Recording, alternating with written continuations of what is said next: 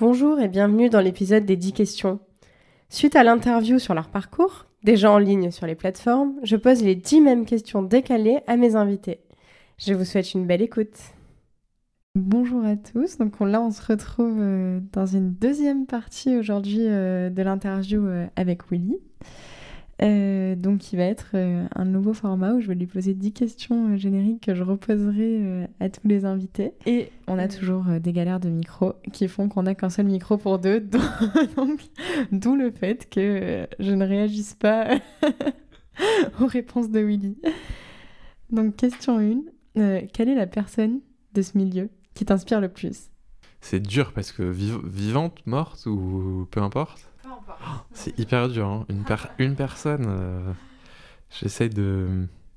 Je crois quand même que j'ai mis du temps à reconnaître... Je sais pas pourquoi, j'avais un blocage un peu de cinéphile ado idiot sur Steven Spielberg.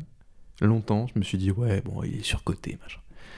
Et en fait, quand même, je dois avouer que je suis assez fasciné par la façon dont il a toujours réussi à mêler son intimité, enfin sa vie intime, et c'est notamment son rapport avec ses deux parents qui est très... Enfin voilà, penchez-vous sur la question si ça vous intéresse, vous verrez, il y a plein d'éléments. Pour les passer pour passer cette intimité-là au crible de plein de genres différents. Et voilà, quand tu te dis que le mec, c'est quand même Les Dents de la Mer, E.T., Jurassic Park, que même là encore, il fait The Fablesman, qui est un film de ouf. Je crois quand même que c'est lui qui m'impressionne le plus parce qu'en plus il a ce truc de producteur où voilà, par exemple c'est lui qui produit Retour vers le futur de Zemeckis, quoi. Enfin, c'est fou, quoi. C'est fou de se dire qu'un type est à l'origine de autant de choses cultes pour tant de gens. C'est quand même, ça force l'admiration, quoi. Question 2, attention, si tu devais être représenté par un animal, ce serait quoi et pourquoi ? Je m'y attendais pas. Un animal. Qu'est-ce que ça pourrait être, mon animal totem un peu ? Ouais. Pas un truc trop glorieux non plus, quoi, parce que sinon ça fait un mégalo de ouf. Je sais pas, je trouve le renard c'est pas mal parce qu'il y a un côté un peu rusé. Et en même temps, faut aller chercher les trucs. Enfin, je pense aux renards qui vont dans les poulaillers choper les poules. Et je me dis, c'est un peu une image du milieu du cinéma et les poules étant les films. Je le précise bien, qu'on soit tous d'accord sur ça. Surtout pas autre chose, voilà. Mais il y a un truc de faut forcer des trucs pour aller récupérer ce que tu veux. Mais je serais peut-être un renard modéré, c'est-à-dire que j'irais pas me faire des massacres entiers. Et en même temps, ce que j'aime bien avec cet animal, c'est ce truc de bah voilà, il vit dans la forêt, dans son petit terrier, dans son petit truc, et il est à la fois très connecté à l'environnement extérieur, et il a son petit chez lui tranquille, quoi. Et puis c'est trop mignon, quoi, les petits renardos et tout, c'est quand même chou. Je trouve ça marrant parce que c'est vrai que j'aurais jamais pensé au renard en premier lieu. Et en fait, c'est une super métaphore. Alors là, c'est marrant parce qu'en plus, on a vu dans ton interview que c'est une question à laquelle tu n'as jamais vraiment répondu, je crois. Donc, si tu n'avais pas fait ton métier actuel, qu'est-ce que tu aurais fait comme métier ? Ouais, je me suis beaucoup posé cette question, hein. On parlait tout à l'heure des moments difficiles. Quand tu galères, tu te dis putain, mais pourquoi j'ai fait ça ? Qu'est-ce que j'aurais pu faire 1000 autres trucs. Qu'est-ce que j'aurais fait ? Je pense que architecte, ça m'aurait bien plu. Architecte ou peut-être médecin. Mais vraiment là, je refaçonne une personnalité parce que j'aurais été incapable de faire ça. Hein, mais c'est pas un espèce c'est vraiment une vie parallèle absolue, quoi, qui n'a rien à voir avec ma personnalité. Mais ouais, je pense architecte, médecin. J'essaie d'en trouver un troisième, mais j'ai pas, donc on va dire ça, architecte ou docteur. Si aujourd'hui tu devais aller prendre un café avec quelqu'un, que ce soit de ce milieu ou pas, tu irais boire un café avec qui et de quoi tu lui parlerais ? Je pense, bon, ça fait très Nouvelle Hollywood les réponses du coup, mais je pense que Martin Scorsese... Ah, il y a deux personnes. Il y a Martin Scorsese parce que c'est pour moi mon entrée dans la cinéphilie vraiment un peu importante. C'est-à-dire il y a deux documentaires de lui qui s'appellent Voyage à travers le cinéma italien et Voyage à travers le cinéma américain qui sont des petite perle que je recommande à tout le monde. Et c'est le type le plus passionné par le cinéma que j'ai jamais vu. Ça m'arrive, je regarde parfois des extraits d'interviews de lui et j'en ai les larmes aux yeux tellement je le trouve passionné par ce qu'il dit. Et je trouve ça génial, donc je me dis, après boire un café, il est tellement surexcité de base que je pense que j'aurais presque du mal à suivre la conversation avec un expresso. Donc un déca avec Scorsese et un café ou un thé avec, s'il était vivant, Akira Kurosawa. Bon, ça impliquerait d'avoir un ou une interprète parce que je parle pas japonais. Mais c'est pour moi un réalisateur fondamental et de ma cinéphilie, de mon enfance, de mon rapport au cinéma, au cadre, à plein de choses. Je trouve que c'est un mec absolument fascinant. Et je serais très curieux en fait d'avoir son avis sur l'époque, qu'il n'a fatalement pas connu puisqu'il est mort dans les années 90, je crois. Mais ce serait très étonnant, je pense, de le voir revenir comme ça et de discuter avec lui. Quel est l'endroit refuge dans lequel tu as besoin de te ressourcer de temps en temps et qui te permet de continuer à avancer? C'est là où j'ai grandi, dans Lyon.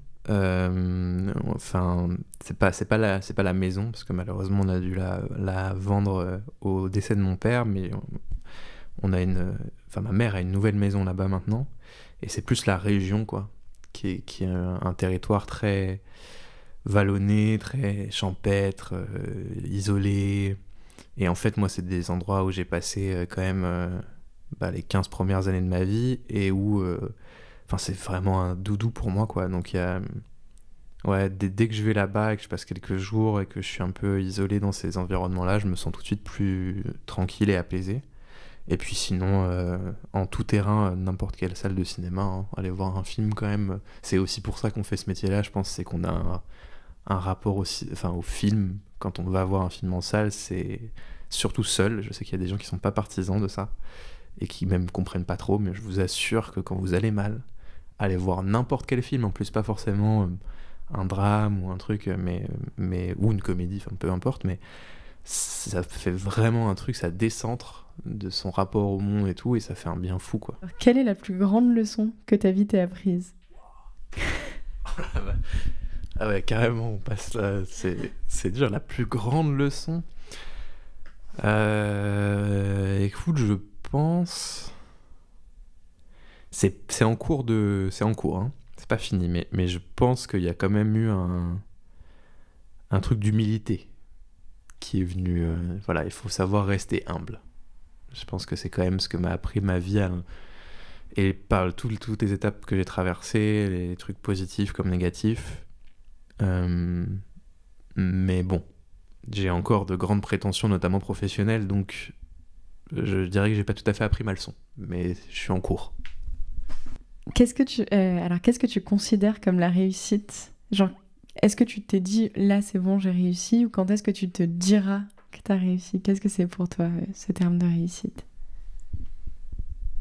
Sincèrement, je pense qu'on peut... C'est un peu comme qu'est-ce qui se passe après la mort pour moi, cette question. J'ai l'impression que tu peux pas savoir avant la fin, quoi. Tu peux t'inventer des moments où tu dis, ah ouais, là je cartonne, c'est génial, ou être très content, mais vraiment te dire, là j'ai réussi. Je pense que tu peux pas savoir avant d'être à la fin de ta vie et te dire d'avoir traversé toute l'expérience que tu avais à traverser. Et encore, je dis ça quand t'as le luxe de réfléchir au truc, hein, parce que bon, parfois, malheureusement, la vie fait que t'es arraché à tout ça d'un coup, mais oui, je dirais qu'en tout cas, ouais, réussir, c'est quand même un certain rapport au bonheur, quoi. Donc après, c'est propre à chacun. Qu'est-ce qui vous rend heureux Peut-être identifier ce qui te rend vraiment heureux, c'est une bonne forme de début de réussite, je pense. Parce que souvent, on s'invente des trucs, on se dit, oui, en fait, c'est comme ça que je serai heureux, c'est quand j'aurai ça que je serai heureux, etc. Et en fait, la vie t'apprend que c'est pas du tout le cas, ou que tu peux trouver ton bonheur ailleurs. Et réussir à faire ça, bon, j'essaie de pas basculer dans l'espèce de guide de motivation personnelle, là, mais en tout cas, ouais, je pense que c'est ça. Réussir à trouver un peu des choses qui rendent vraiment heureux, c'est une forme de réussite, déjà. Quel est le rapport que tu entretiens avec ton passé, avec toute ton enfance, avec tous les projets que tu as menés? Je suis quelqu'un d'assez mélancolique un peu nostalgique, donc j'ai souvent j'ai une tendresse envers mon passé. En général, plus il est loin, mieux je me porte. Et après, oui, forcément, enfin, je veux dire, tu repenses aussi aux erreurs parfois. Je pense que les trucs les plus difficiles quand tu te retournes, c'est quand tu sais que tu as fait du mal à des personnes à qui tu tenais. Ça, c'est voilà. Enfin, je suis en train de me perdre un peu dans mon fil de pensée, mais c'est peut-être l'aspect le plus difficile. Mais sinon, oui, j'ai un rapport à mon passé assez bienveillant et assez serein, quoi. Quelle est la chanson qui te motive le plus dans les moments où tu sais pas trop quoi écrire? Qu'est-ce que t'écoutes pour te motiver? Moi, ça bouge beaucoup parce que je fonctionne pas mal en cycle. Je dirais qu'en ce moment, là, il y a Jossman qui vient de sortir un album de rap qui est absolument dingue, qui est trop bien. Je fais partie de cette terrible génération de Yankee formée par un 995 au début des années 2010, donc j'ai écouté beaucoup de rap ces 10 dernières années. Après, j'ai pas vraiment un morceau fétiche qui revient, mais je pense que oui, moi je fonctionne. Enfin, en tout cas, le genre musical qui me porte le plus dans les moments où ça va pas, je pense que c'est le rap aujourd'hui. Mais c'est pas vraiment un truc que je fais non plus, en fait, d'écouter de la musique pour me remotiver. En général, c'est plutôt dans des moments où je me sens bien que j'écoute de la musique. Enfin, ou en tout cas, quand je me sens mal et que j'en écoute, c'est pas pour des raisons professionnelles. C'est pas vraiment j'ai du mal à en faire une source de motivation, genre une espèce de kick. J'ai plus besoin justement de calme et de silence, quoi, pour m'y mettre. C'est ça qui est dur à trouver. Et la dernière question du coup de ces 10 questions, c'est est-ce qu'il y a une citation qui te fait du bien et quand tu la lis, ça repart?